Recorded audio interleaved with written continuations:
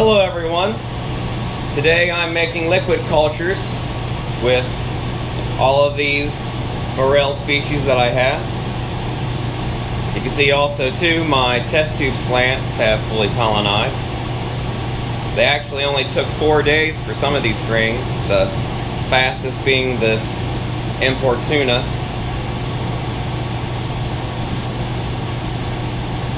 It colonized, yeah, in under 4 days this entire space of the test tube was covered in mycelium. Not really thick mycelium, but a lot of distance covered in a short amount of time. And they all look good in here. I'll probably give them another day or two before I put them in the fridge. Probably wait till I see the first sclerosias being formed.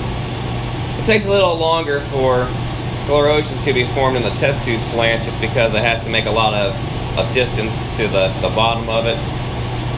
And you don't get sclerosia until you usually get full colonization.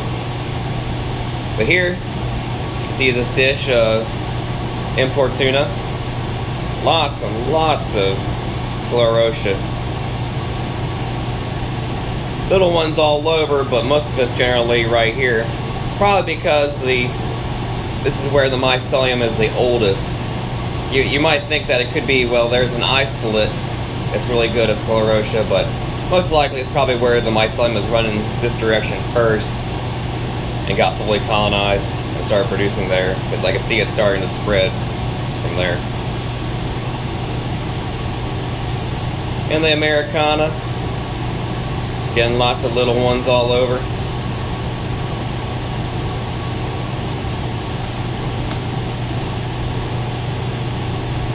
This Rufo Bruna, just starting to make sclerotia. I can see some white dots here and there around the outside.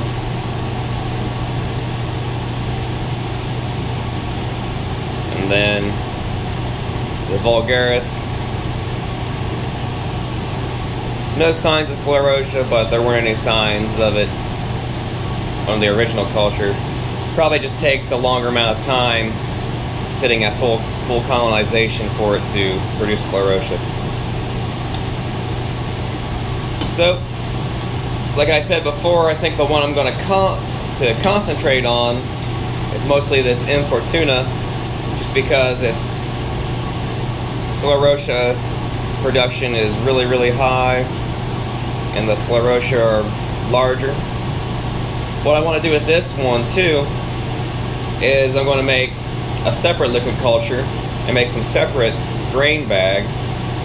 And I want to see if I can let the bags of grain fully colonize and then give them the dunk like I would my king oyster grain bags. You know, for about 24 hours. Fill the bag up full of water, about 3 inches tall above the line of grain at the top. Let it soak in, then drain it off, and then just close the bag with the original piece of wire and see if it just goes nuts making all this sclerotia, because obviously you don't need sawdust to make sclerotia formation. And from what I could see, a lot of these farms in China that are doing the morels, they appear to just, go right from the grain to the field. So I'm sure either way works just fine when you have the conditions set up right. But yeah, I'm going to see if I can make bags that really pump out the sclerotia because the grain is extra soaked. I still have that thought that lack of moisture in the grain, or high moisture in the grain, can cause a lot of sclerotia production and a lot of large sclerotia production. I've seen it before. So I'm going to do some more experiments with these. It'll probably only be a week for until they're colonizing that liquid culture entirely, or at least it's colonized enough to use. So probably within 1 week I'm going to be making grain spawn for all of these to be put on, and then after the grain spawn's done, probably only another week, I'll be using that to spawn to sawdust and You know, it's probably going to take about 2 months on the sawdust before they're ready. So, got a little bit of time. Don't have to get these out into the field until probably about September.